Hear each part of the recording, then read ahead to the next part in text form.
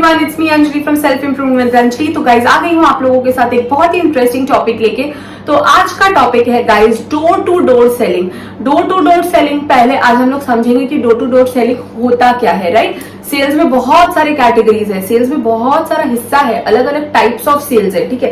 तो आज समझेंगे डोर टू डोर सेल्स के बारे में और मैं आपको ऐसी आज 5 टिप्स शेयर करूंगी, जिस टिप्स को जानने के बाद अगर आप डोर टू डोर सेल्समैन हो या इस फील्ड में जा रहे हो या इस फील्ड में एक्सीडेंटली भी आ चुके हो, तो आपको अभी इस फील्ड में एक्सेल कैसे आपको अच्छा करना है, ठीक है। तो अभी हम लोग बात करेंगे डोर टू डोर सेल्स की मीनिंग का। तो डोर टू डोर का मतलब ये होता है, जैसे आप शब्द से समझ सकते हो, एक दरवाजे से दूसरे दरवाजे तक। एकदम इजी में समझा रही हूँ, बच्चे लोग की तरह समझा रही हूँ आपको, ठीक है। Suppose door to door selling पहले हमें ये समझना है कौन करता है। एडवर्टाइजिंग एजेंसी करता है, कोई भी चीज का अगर हम प्रोडक्ट का प्रचार करना चाहते हैं तब होता है। केबल वाला जो सेगमेंट है, या फिर कोई फूड है, कोई कपड़े का दुकान है, या फिर कोई बहुत बड़ा ब्रांड है, वैसे लोग बहुत बड़ी बड़ी companies door to door sales करवाते हैं।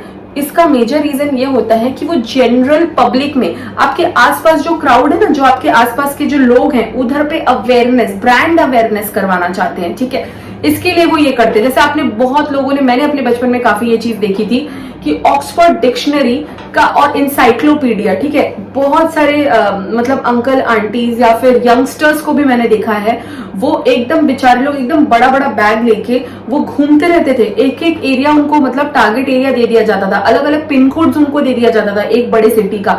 तो उनका टारगेट ये होता था कि वो हर घर आसपास जो उनको एरिया दिया जाता था बर्थडे, तो वो वहां पे चाहे धूप हो, गर्मी हो, बारिश हो, कुछ भी हो, वो बेचारे मतलब हर दरवाजा जाते थे, खटखटाते थे और अपने प्रोडक्ट के बारे में बताते थे।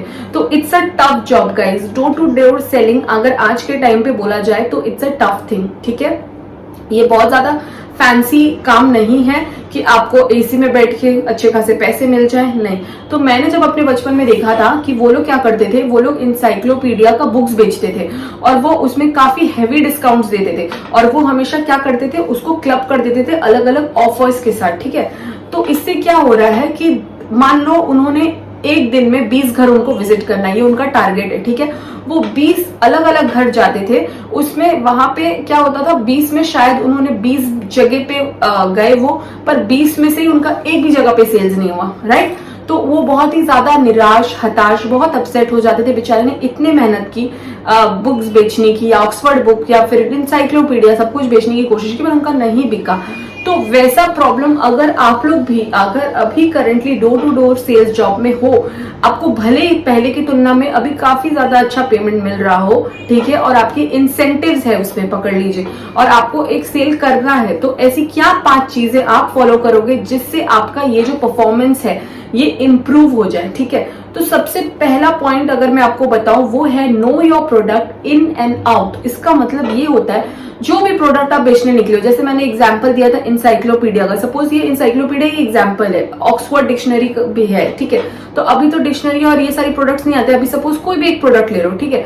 सपोज कोई एक शैम्पू ले लो जो हेयर फॉल को रोकता है, ऐसा कोई प्रोडक्ट आप बेच रहे हो, FMCG प्रोडक्ट, ठीक है। तो आपके अंदर क्या होना चाहिए, आपको उस प्रोडक्ट के बारे में फुल नॉलेज होना चाहिए। अगर आपको नॉलेज नहीं है ना, अगर आपको खुद नहीं पता, आप ये सोच के चलते हो कि अरे मैं तो लड़का हूँ, लड़कियों की शैम्पू बेचने के लिए निकला हूँ, मुझे तो इतना आइडिया नहीं है, ये कॉन्सेप्ट में अगर आप हो तो आपका फेलियर निश्चित रूप से तय है।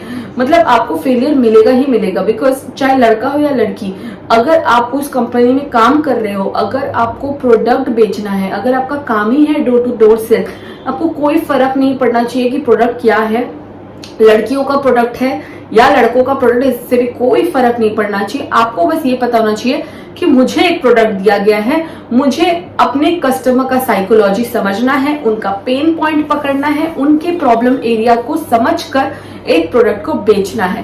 दैट मीन्स अगर आप जानते हो किसी के घर गए, ठीक है, मान लो आपने डोर टू डोर सेल्स किया, ठीक है, तो वहां पे जब आप जा रहे हो तो आपको 3-4 अलग अलग शैम्पू के प्रोडक्ट्स आपने उनको बताए, तो सबसे पहले आप बात मत करिए, उनसे पहले इंफॉर्मेशन गैदर करिए कि वो अपने हेयर फॉल रिलेटेड क्या प्रॉब्लम फेस करें, क्या उनको हेयर फॉल प्रॉब्लम है भी या नहीं।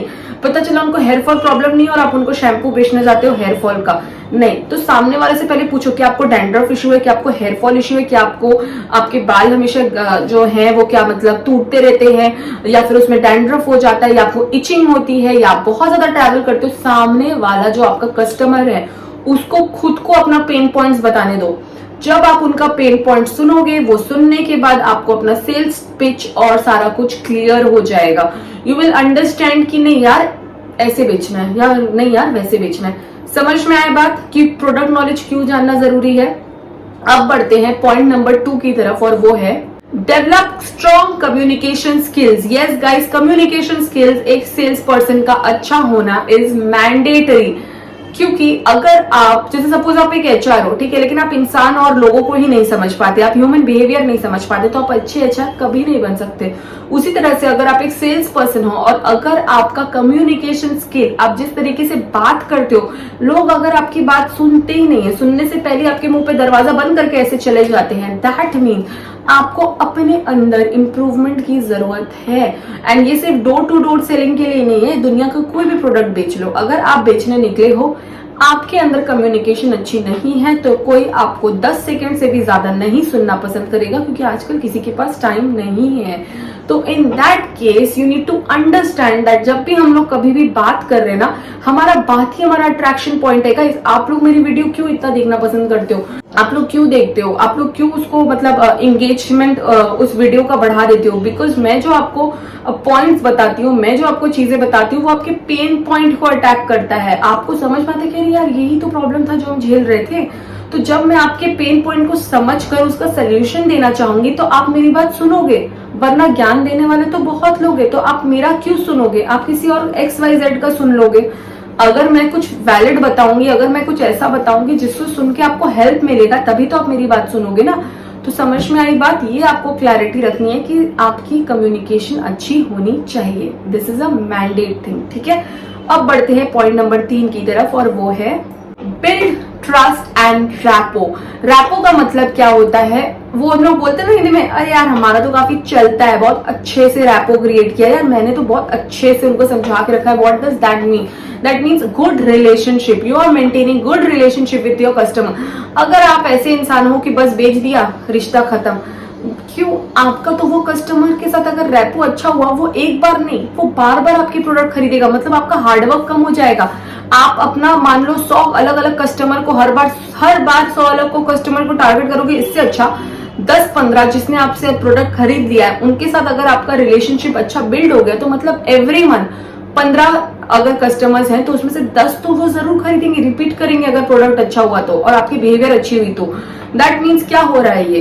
ये हो रहा है प्रचार इन अ पॉजिटिव वे, ये हो रहा है ट्रस्ट बिल्डिंग, ये हो रहा है रैपो बिल्डिंग। आपने अच्छे से अपने बिहेवियर रखा, अच्छे से ट्रस्ट जीता कस्टमर का, और कस्टमर भी आपको अप्रोचेबल मानता है। कस्टमर को जब वो चाहिए होता है वो आपसे मांग लेता है और आप उन्हें दे देते हो। आफ्टर सेल सर्विस भी अच्छी, सब कुछ अच्छा है। तो क्या होगा इससे? Repetition of orders. अंडरस्टूड?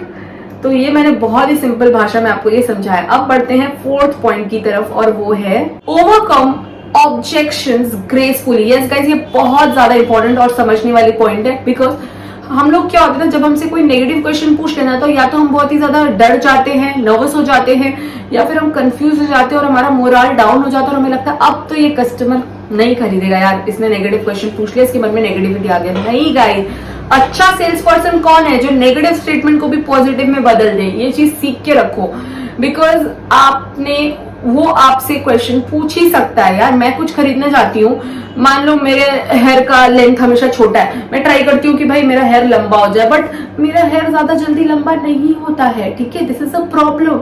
और जब मैं सामने वाले से पूछती हूँ, वो मुझे एक प्रोडक्ट, फॉर एग्जाम्पल एक ब्रांड में हेयर कट के लिए गई, ठीक है, मैं उसको बोलती हूँ कि अच्छा कोई शैम्पू सजेस्ट करी ना जिससे हेयर ग्रो हो। फिर मैं उसको, वो मुझे बेचने का कोशिश करता है एक महंगा शैम्पू, तो मैं बोलती हूँ काम करेगा ना? पक्का काम करेगा तो, कि नहीं करेगा, कि मेरा बाल ऐसे ही रह जाएगा। मतलब क्या हुआ? मैंने उनसे ऑब्जेक्शन किया, उनसे एक क्वेश्चन पूछा, नेगेटिव क्वेश्चन था, बट उन्होंने अपने बिहेवियर, अपने पॉजिटिविटी से मेरे नेगेटिव क्वेश्चन को पॉजिटिव बना दिया। तो वो बोले मैम ट्रस्ट तो करिए आप। अगर कोई चीज, मैम देखिए ये तो बात है भाई, आप एक बार मेरा बात मान के देखो, नहीं अच्छा लगे तो जिंदगी में दोबारा वो प्रोडक्ट यूज मत करना, नहीं समझ में आए तो बता देना, एक बार तो ट्राई कर लो, मेरे लिए कर लो, इस तरीके का बॉडी लैंग्वेज रख के, इस तरीके का कम्युनिकेशन स्किल रख के अगर आप किसी को कुछ बेचने की कोशिश करोगे, वो आपकी बात क्यों नहीं मानेगा। हाँ, प्रोडक्ट जेन्युइन होना चाहिए, ये नहीं कि आपने बेचने के लिए एक फ्रॉड प्रोडक्ट बेच दिया, नहीं, that is against the ethics, ठीक है, वो एथिकल नहीं है अगर आप ये कर रहे हो तो। बट अगर प्रोडक्ट अच्छा है, आपको प्रोडक्ट पे भरोसा है, कस्टमर थोड़ा ऑब्जेक्शन या डाउट क्रिएट कर रहा है, तो कस्टमर को समझाइए instead of making him feel कि नहीं यार खराब हो गया, अब तो नहीं लेगा, ये वो इतने नेगेटिव मत सोचो कि ठीक है मैं ट्राई करता हूँ इसको पॉजिटिव समझाने का, अगर ये समझ गया तो ठीक है, नहीं समझा तो दूसरे पे ट्राई करेंगे, दूसरे को बेचेंगे। ये होता है एक पॉजिटिव माइंडसेट और ये होता है ऑब्जेक्शन हैंडलिंग टेक्निक। समझ में आई बात? ध्यान से सुनो गाइस, ये सारी चीजें अगर आप एक फ्रेशर हो ना, बहुत हेल्प करोगे, मतलब बहुत हेल्प मिलेगा आपको अगर आप ये सारी चीजें समझ लोगे और सुनोगे अच्छे से। मैं जो भी बोल रही हूँ पूरा वीडियो अगर देखोगे तो काफी सेल्स रिलेटेड दिक्कत कम हो जाएंगी आपकी। और अगर आप एक एक्सपीरियंस इंसान भी और फिर भी ये सारी नॉलेज नहीं रखते हो तो प्लीज ये वीडियो को पूरा देखो और समझो। अब बढ़ते हैं 5th पॉइंट की तरफ, जो कि बहुत इंपॉर्टेंट पॉइंट है, ध्यान से सुनना। Time management and persistence. मतलब अगर आपने किसी को टाइम मैनेजमेंट करना है, इसका क्या मतलब है? सपोज आज आपको 20 घर करने थे, ठीक है, आपको अपना मैनेज करके टाइम चल रहा है। हो सकता है ना कुछ कस्टमर ऐसे होते हैं जो सिर्फ दुनिया भर का क्वेश्चन पढ़ते हैं, पूछते रहते, लेना कुछ उनको नहीं होता, बट आपका दिमाग खराब करते हैं, राइट? अगर इस केस में, अगर आप ऐसे केस में फंस जाते हो तो आपको अपना टाइम मैनेजमेंट आना चाहिए। आपको लोगों का बॉडी लैंग्वेज रीड करना या फिर उनका कम्युनिकेशन स्किल, जैसे जैसे आप एक्सपीरियंस होते जाते हो ना, ये सारी चीजें लर्निंग अपने आप आने लगती है। सुन के समझ के आपको क्लैरिटी मिल जाएगा, नहीं यार ये टाइम पास कर रहा है, ये रियल कस्टमर नहीं है, यार ये तो ऐसे ही बस पूछने के लिए पूछ रहा है, पूछेगा सब कुछ लेगा कुछ नहीं। ये चीज आपको समझना है। अगर आप ये टाइम मैनेजमेंट ही नहीं कर पाए, अगर आप लोगों को ही नहीं प्रॉपर समझ पाए, तो आप एक ही घर में आपको 20 घर विजिट करना था, as company has given your target for door to door selling, लेकिन आप सिर्फ 10 ही कंपनी ही घुस पाए, तो फिर आपको कंपनी से छाड़ मिलेगा कि 20 का टारगेट था तो 10 ही क्यों किया तुमने।